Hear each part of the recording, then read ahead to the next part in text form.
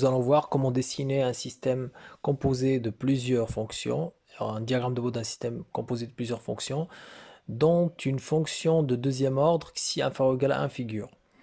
Donc je prends comme exemple une fonction hp égale à 10 sur p sur 1 plus p, et en bas vous avez un deuxième ordre. Et ce deuxième ordre, son oméga 0 c'est 100 radians par seconde, et son xi, je suppose qu'il est inférieur ou égal à 1. Voilà, comme ça, on traite un cas particulier qu'on n'avait pas traité dans la vidéo précédente. Donc, voici mes fonctions 1 sur p, un premier ordre et un deuxième ordre xi inférieur ou égal à 1. Donc, je les écris sur le tableau. D'abord 1 sur p, l'intégrateur, et 1 sur 1 plus p, premier ordre, et un deuxième ordre avec un coefficient d'amortissement inférieur ou égal à 1. Alors, après, c'est le gain de la fonction et le phi d'argument. Donc après, on passe écrire les cassures. 1 sur P, on n'en a pas. 1 sur 1 plus P, c'est 1 sur taux. Et le deuxième ordre, c'est oméga 0. Donc j'ai 1 et 100, je les place dans le sens croissant. Alors le premier ordre, sa cassure, c'est 1. Deuxième ordre, c'est 100. Et je mets les pentes. Donc c'est moins 20 décibels partout pour le 1 sur P, moins 1. Premier ordre, 0 avant la cassure, moins 1 après. Deuxième ordre, 0 avant la cassure et après, comme le xi est inférieur ou égal à 1, on a moins 2. Après, on fait la somme, moins 1, moins 2, ensuite, moins 4. Pour avoir la phase, on sait que c'est une multiplication par 90 degrés. Voilà, on multiplie toutes les pentes par 90 degrés, ça nous donne moins 360, moins 180 et moins 90. Voilà, maintenant, nous allons passer le dessiner sur un papier semi-log. Alors, notre fonction, maintenant, ce qui manque, c'est le xi. Donc, j'ai pris xi égale à 0,8. Comme quoi, il y a deux cas, soit que xi est entre 1 et 0,7 ou inférieur à 0,7. Voilà, notre courbe réelle et asymptotique sont représentées. Je zoome au niveau de la première cassure qui est 1 sur taux du premier ordre. Et je vois qu'il y a un éloignement entre la courbe réelle et asymptotique au niveau de la cassure égal à 3 décibels. Bon, généralement, c'est 3 décibels pour le premier ordre. Pour le deuxième ordre, j'ai une distance entre le lieu réel et le lieu asymptotique au niveau de oméga 0, la cassure du deuxième ordre. C'est donné par la formule 20 log de xi et ça donne 4,08 décibels à peu près. Voilà, donc maintenant que je connais ces deux valeurs, donc on va voir si elles sont vraiment exactes. Donc je zoome au niveau de la cassure, donc je représente le lieu asymptotique, ensuite je montre le lieu réel, et comme vous allez voir, le lieu réel est tellement collé au lieu asymptotique pour le gain, et vous n'arrivez à voir la différence qu'au niveau des cassures. Voilà, donc je zoome au niveau de la première cassure qui est une cassure du premier ordre.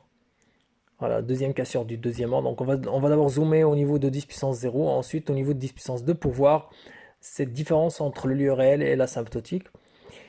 Voilà, donc en zoomant, je vois déjà, alors, au niveau de la cassure, j'ai à peu près 17. Disons que c'est à peu près 17. Et alors, là, vous avez 20. Donc la différence entre 20 et 17, c'est à peu près 3. Donc ce qui me donne une différence de 3 décibels entre le lieu réel et la cassure, lieu asymptotique. Pour le deuxième ordre, on va voir si c'est vraiment la valeur de tout à l'heure. Donc là, j'ai à peu près moins 64. Et en haut, j'ai à peu près 60. Moins, bon, je mesure moins 60 contre moins 64. Donc la différence, voilà. Donc ça fait la même valeur que tout à l'heure. Donc les deux valeurs sont valables, donc l'approximation est valable.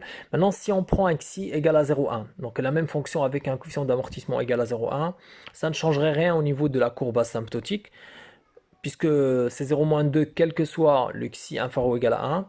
Par contre, ce qui apparaît, c'est une résonance au niveau du deuxième ordre. Donc premier ordre, pas de changement, donc c'est toujours 1 sur tout. La cassure et 3 décibels d'éloignement. Pour le deuxième ordre, en zoomant, on va remarquer qu'il y a une résonance. Il faudrait localiser cette valeur, le sommet et le lieu pour pouvoir dessiner correctement, faire un dessin précis.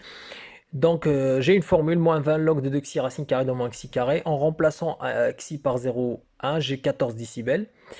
Et là, je peux mesurer. Donc cette distance, elle est mesurée en fait entre l'intersection des asymptotes, c'est-à-dire la cassure, qui est oméga 0, et le point juste en haut, c'est-à-dire que c'est pas vraiment le sommet de la courbe, mais c'est le point directement aligné avec la cassure.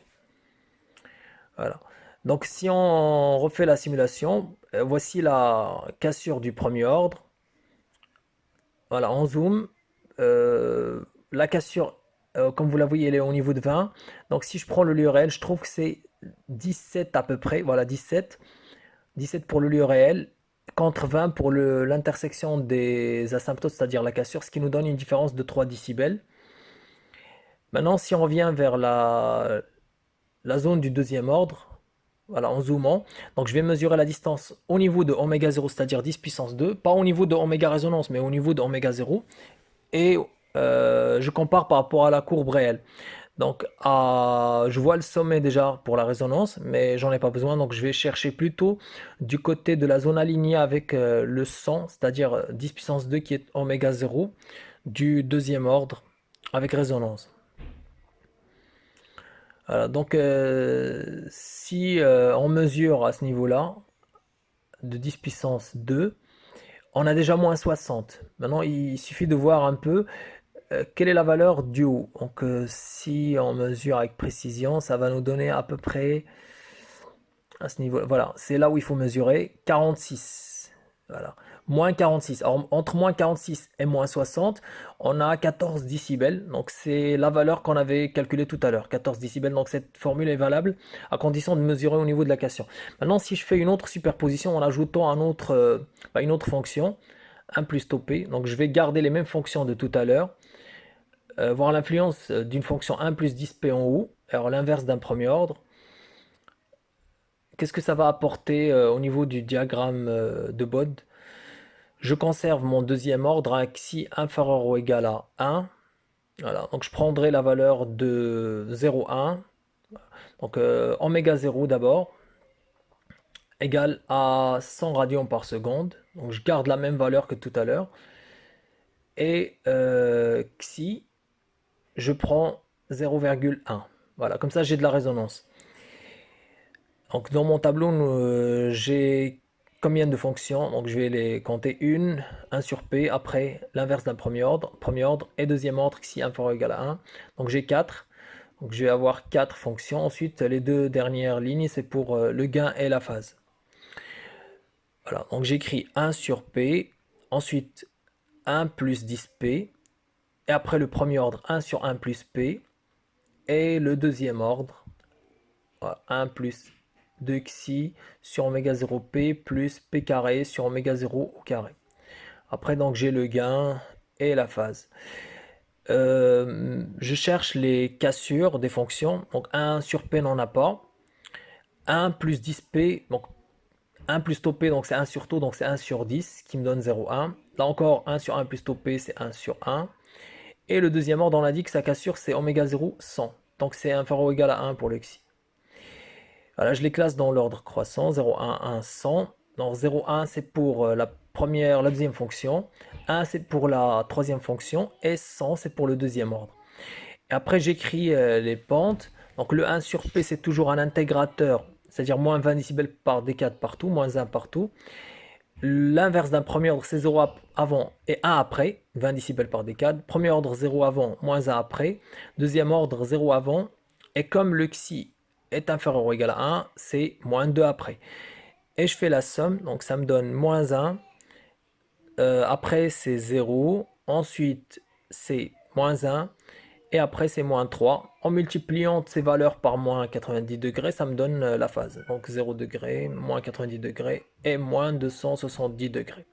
Voilà. Maintenant, nous allons passer dessiner ça sur le lieu, sur un papier semi-log. Bien sûr, on va le faire sur un simulateur. Ça serait plus précis que le dessiner manuellement. Le dessiner sur une feuille. semi-log. Bien sûr, il y a un calcul à faire avant, c'est le premier point. On avait déjà donné la formule dans la vidéo précédente, donc vous n'avez qu'à consulter la vidéo précédente pour savoir par quel point vous allez commencer. Voilà, donc ça correspond exactement à ce qu'on a fait et on voit encore la résonance qui apparaît. Maintenant, ce qui m'intéresse, c'est les zones de cassure. Alors, là, c'est la cassure de la fonction 1 plus 10p. Et vous voyez que la courbe est en haut. Donc, et là, elle est en bas. Donc, la règle, c'est que la courbe est toujours du côté de l'angle le plus faible, sauf pour le deuxième ordre quand il y a résonance. On ne respecte plus cette règle. On doit chercher cette valeur de résonance pour pouvoir passer par le bon point. Voilà. Donc, une animation pour voir un peu si on zoome, est-ce qu'on aura exactement les mêmes valeurs que tout à l'heure.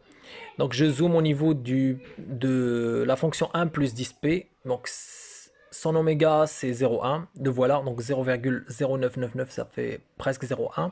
Je trouve à peu près 3 décibels, donc entre 40 et 43. Même chose pour le premier ordre, sa cassure c'est 1. Donc en zoomant à ce niveau-là, je vais avoir la différence entre 40 et à peu près 37. Donc ça fait 3 décibels. Donc encore la même chose, je garde 3 décibels de différence entre le lurel et l'asymptotique. Et pour la dernière courbe, c'est-à-dire